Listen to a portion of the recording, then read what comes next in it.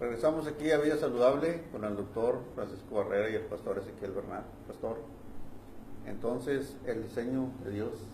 Sí, mira, decía, Dios invita al hombre, Dios es bueno, Dios quiere lo mejor para el hombre. Ya te cité, venid a mí todos los que estéis trabajados y cargados y yo os haré descansar. El problema es que el hombre ha querido agarrar su camino. Entonces el hombre se ha olvidado del diseño de Dios. Y cuando me dicen, oye, de los homosexuales, de los lésbicos, le digo, mira, es muy sencillo. Hay diseños que se hicieron y son perfectos para eso. ¿Por qué Dios diseñó a la familia? Y cuidado con esto, el hombre no inventó la familia. La familia es una invención de Dios desde el Génesis. Dijo varón y hembra. ¿Para qué? Para que se reproduzcan y se multipliquen en la tierra. O sea, hay un propósito del diseño de hombre y de mujer. Si lo cumples, va a seguir poblándose la tierra. Si lo rompes, cuando quieran adoptar estas parejas no va a haber de dónde. O sea, necesitas prevalecer el diseño para que siga habiendo reproducción, porque si no, a la mera hora ya ni se va a discutir qué adoptan, porque no hay que adoptar. Ahorita vemos una cuestión muy marcada en todas estas cuestiones. Sí, tiene mucha razón lo que dice. Estamos diseñados, hombre y mujer, estamos diseñados para ser complemento uno del otro. Hombre y mujer es complemento, tanto física, emocional, psicológicamente. La mujer es el regocijo del hombre, el seno del cuidado, el hombre es la protección de la mujer y muchas cosas que en las cuales empatamos perfectamente, porque es, como dice él, nuestro diseño con el que venimos, nuestro diseño biológico, nuestro diseño de creación. En el caso muy marcado hablando de las personas homosexuales y de las lesbianas, este diseño muchas veces no aplica porque existen demasiadas evoluciones, demasiadas transformaciones, tanto psicológicas como emocionales que se han dado.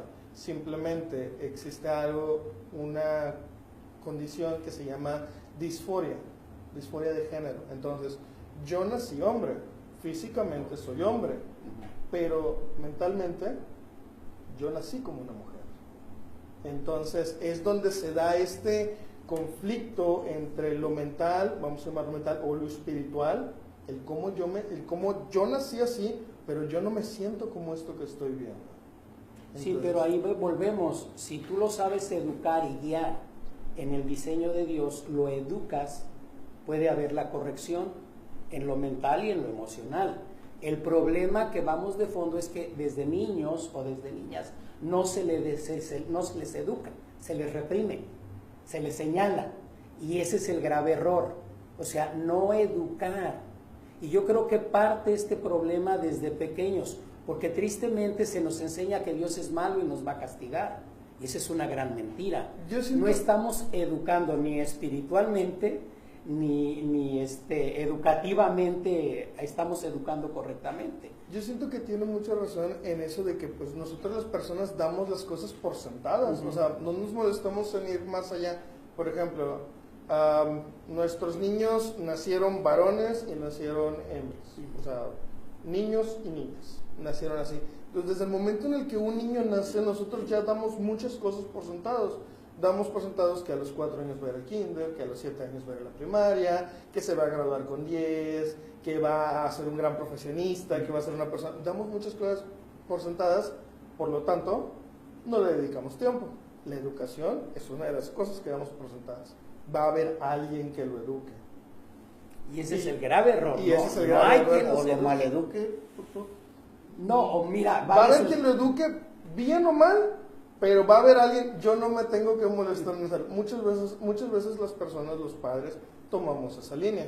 Entonces, tanto en la educación espiritual como la religión, el acercarse a Dios, tanto la académica, tanto la emocional, porque ustedes realmente han visto, ¿cuántas veces han visto un papá que se sale con su niño y le diga, ¿cómo te sientes?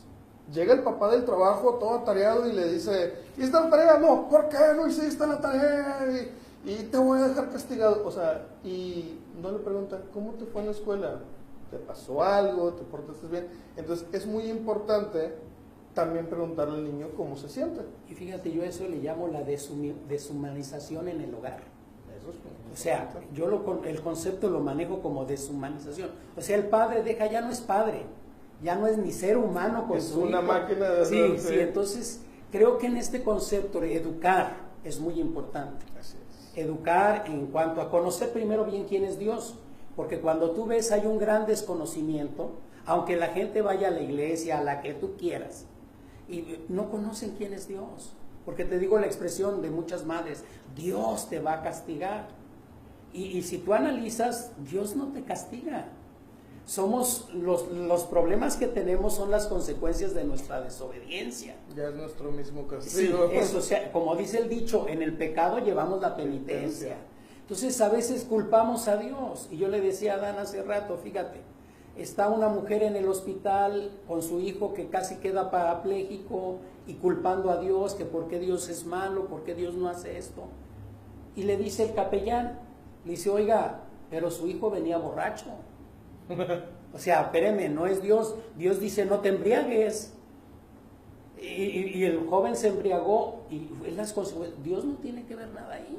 Así es. Le digo, y hay tantas cosas, hablábamos de los tránsitos, te infracciona y qué malo, no es malo él. Le digo, ¿sabes cuál es el gran problema? Que no asumimos nuestras responsabilidades. Así es. Y ese es un problema que traemos bíblicamente desde Adán y Eva. Bíblicamente desde Adán y Eva. Adán culpó a Dios, no a la mujer. Ojo con eso. Adán culpó a Dios porque le dijo, la mujer que tú me diste.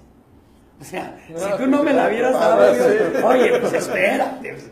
Ella fue la culpable. Sí, no, pero tú me la diste. O sea, y eludimos nuestra responsabilidad. Entonces ahí se desencadena y vivimos en un mundo que es más fácil. Digo, aún en la iglesia le echamos la culpa al diablo. ¿Sí? O sea, y el diablo a veces... me pasa algo malo, es el enemigo. En lugar de decir, oye, pues yo la regué. Así es. Entonces Es aquí, que él me pone las tentaciones sí, y yo... sí, pero tú decides. Así es. Entonces yo les decía, qué triste es que en este mundo que vivimos la violencia está como está. Así es. Incluso, mira, ayer fue el Día de la Mujer y luego critican que la religión tenemos olvidada a la mujer, y yo simplemente les recuerdo un pasaje que es bien importante y cómo Dios no discrimina a la mujer. Proverbios 31:10 empieza con una pregunta, dice, mujer virtuosa, ¿quién la hallará? Y luego describe, dice, porque su estima sobrepasa largamente a la de las piedras preciosas.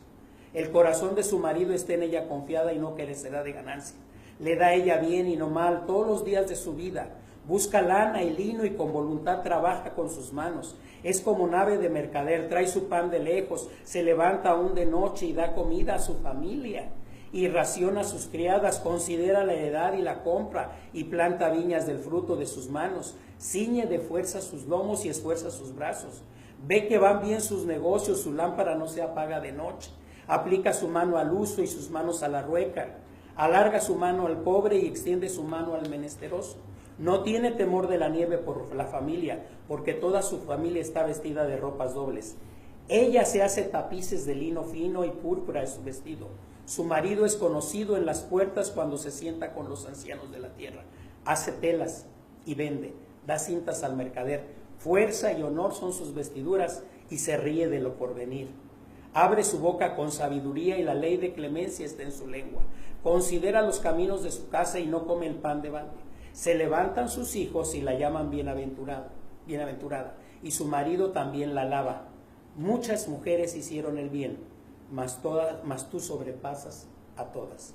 Engañosa es la gracia y vana la hermosura. La mujer que teme a Jehová, esa será alabada. Si te das cuenta, en este pasaje, la mujer, Dios la tiene en una posición de honor. El problema, volvemos, es que la mujer no toma su papel. Pero cuando el hombre se siente mujer, pastor. Bueno, precisamente hablábamos de educar. Y el problema es que queremos educar después de los 7 años, ya perdimos los 7 años más preciosos de una vida. Toda la educación que tú la des en los primeros 7 de años es determinante para el resto de la vida de la persona. Si le enseñas valores, si le enseñas principios a los 7 años de vida, él los va a conservar. Dice la palabra de Dios, instruye al niño en su camino y aun cuando fuere viejo, no se apartará de él. Así es. No hemos educado, ese es un problema serio. Y yo puedo decir, no es la única manera, pero muchos homosexuales, muchas lesbianas es porque no se les educó en el plan de Dios para ellos. Dios tiene un plan para cada vida. Cuando tú educas a la persona en ese plan, la persona se va a desarrollar bien. No quiero decir sin problemas, va a haber problemas, dificultades, pero va a estar preparado para enfrentar todo eso. Pero tristemente en nuestra sociedad de hoy día estamos perdiendo los 7 años más valiosos en educar a los niños. Queremos educarlos a los 14 cuando son unos rebeldes y cuando ya el homosexual está marcado hacia ese lado, porque 7 años vivió tal vez en abusos sexuales, en burlas, en muchas cosas, y eso lo desvió. Hay cuestiones en cuanto a hablar del tema de la homosexualidad, hay que dejar claro algo, no existe una causa específica. Claro. Acerca de la homosexualidad, no existe una causa que digamos, es por esto, o fue por esto, fue por un abuso, o fue porque le faltó educación. No, pero son factores que obviamente cuentan con un factor, son un factor determinante para el desarrollo de esto. Psicológicamente hablando, ha sido toda una maravillosa transformación acerca de ese concepto, del concepto de la homosexualidad. Nosotros manejamos, así como todo se guía a través de un dogma, nosotros nos limitamos también a un dogma, seguimos un dogma, y entre estudios y muchos análisis de cada caso se va desarrollando y va creciendo. La tercera emisión de este libro, que es el DSM, que es el Manual de Diagnóstico, decían, hablamos de homosexuales, y los mismos psicólogos de esa época es una aberración, es una enfermedad mental. No es un cuerpo de mujer. Lo llamaban los psicólogos de esa época tal cual, trastorno de la identidad sexual. Y era una persona que, ¿cómo que eres hombre y piensas como mujer? No, y te metían al manicomio y te daban terapia de shock, algo horrible. En la cuarta emisión de este manual, lo tomábamos como un desequilibrio, hasta cierto punto. Se tomaba, pero hablábamos de que había ciertas limitantes que tenían que ser tomadas en cuenta, como los factores ambientales, si había sufrido algún abuso, el tipo de familia que tenía, si su papá era muy agresivo y violentaba a la mamá y él tenía un desapego de la figura masculina, todas estas cuestiones. Entonces, en la quinta edición, que es la que manejamos actualmente, habla de que es un estilo de vida. O sea, las personas eligen el estilo de vida. Ese estilo de vida. O sea, yo como hombre elijo mi rol para desarrollarme en una pareja. Claro. Ante la sociedad. Ante la sociedad. Claro, hablando tal cual, sabemos que la religión, en este caso, y nosotros, pues saben que vamos de la mano, pero como siempre, no estamos de acuerdo al 100% pero en todo. Fíjate, yo mencionaba algo con Adán, yo le decía, mira, no se olviden, lo que tú manejas, fíjate, sí. Nosotros cómo lo manejamos. Claro. Libre albedrío. Exactamente. O sea, y es un libre albedrío que Dios te da. Claro. Eso no quiere decir que Dios está de acuerdo contigo. Exacto. Pero va a respetar tu decisión. Y es algo que mucha gente hoy día no ha aceptado. Ahora, las consecuencias de tu decisión, tú las vas a acarrear. Y Dios lo marca. Pero al fin y al cabo, Dios... Así, me llamó la atención, fíjate, porque ya había oído eso de estilo de vida, tú lo decides. Y fíjate que bíblicamente es lo mismo. Así es. O sea, tú tienes libre albedrío. Es muy bonito cómo muchas cosas empatan y cómo muchas otras cosas... No, pero como las desconocemos, así es. Entonces de repente se oye que estamos en conflicto. No. Así es. La Biblia siempre ha manejado el libre albedrío de las personas.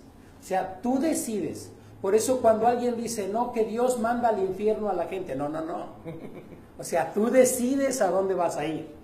Tú eres el que decides. Si tú quieres decidir ir al cielo, pues vas a observar las reglas de Dios y las reglas que Dios te impone. Porque tú quieres ganar el cielo. Entonces tú dices, yo voy sobre esto, sobre lo que Dios dice. Si tú dices, no, pues yo no quiero ir al cielo contigo, Dios, pues yo decido mi estilo de vida como yo quiero. Así Es es. lo que está hablando el doctor. Entonces, es lo que te decía, me llamó la atención porque ¿cómo lo manejan ustedes y bíblicamente cuál es el concepto libre albedrío? Así es, hablamos de que realmente en este gran y vasto mundo y en este gran y vasto universo, pues existe el plano terrenal, que es el aquí y el ahora, y el plano celestial. Entonces, obviamente sabemos que las acciones en el plano terrenal repercuten en tu trascendencia al siguiente plano. Pero psicológicamente hablamos de que sí, realmente las personas, como el libre albedrío, todos tenemos la capacidad de decidir. Claro, hay muchas cosas determinantes que nos llevan a tomar esta decisión. Claro. Ahora, yo decía algo muy importante en todo esto, de que no generalicemos. Exacto. Porque igual yo le decía, hay un caso de una persona homosexual, yo no lo puedo generalizar con todo, tiene que ser tratado individualmente, saber por qué él llegó a ese punto, o sea, muy personal. Así es. Porque de repente si generalizamos todo, espérate, o sea, estamos mal porque no todos vamos por un mismo patrón. Así es. Que ese es algo de lo maravilloso que Dios nos ha dado, que nos ha dado una individualidad. Y es mucho del por qué estas cuestiones, o sea, el no hacerlo es lo que nos lleva a no entenderlo, porque es una realidad que un abuso a una persona lo puede llevar a tener así como que una forma de negación ante la figura masculina. O sea, yo hombre abusado por otro hombre y pues yo no me siento cómodo con la figura masculina, pero no por eso todos los homosexuales Son fueron por eso, violados. exacto. O sea, así como no todos por educación, no todos por hormonas, no todos, o sea, cada caso, como dice el pastor, es especial y es personal. Y cada fíjate, quien en la lo vive. iglesia lo tenemos muy marcado, porque en la iglesia pueden llegar 3 alcohólicos Así es. y no no los podemos tratar igual. Cada quien tiene que ser tratado en su caso particular, porque Dios es personal. O sea, y a veces no nos hemos entrado en ese concepto. Pensamos que Dios es general y todo. No. Dios hace una relación personal contigo. Y por eso te va a tratar en tu necesidad, en tu problema, y te va a ayudar en tu problema. Y eso no le va a servir al otro, porque es algo personalizado. Y eso es lo maravilloso para mí de la relación con Dios, que aunque somos muchos, hay una relación personal. Es Ezequiel, tu problema, tu necesidad, te ayudo a ti. Así es. Y yo le voy a ayudar al otro de otra manera, conforme a su necesidad. Entonces, nuestro gran error es que no estamos tratando personalmente al individuo, sino a veces generalizamos y ese es un grave error. Pastor, doctor, ha sido un placer. Nos tenemos que retirar, se nos acabó el tiempo. En Vida Saludable, esperemos que la próxima vez nos volvamos a estar aquí para otro programa, porque Claro que realmente sí. es muy importante hablar de este tema y otros temas, doctor, ¿verdad? Así es. Gracias, doctor. Mucho Muchas gusto. gracias por haber estado aquí, doctor. Adán, Pastor, muchas gracias por la invitación. Que Dios los bendiga. Hasta la próxima. Muchas gracias.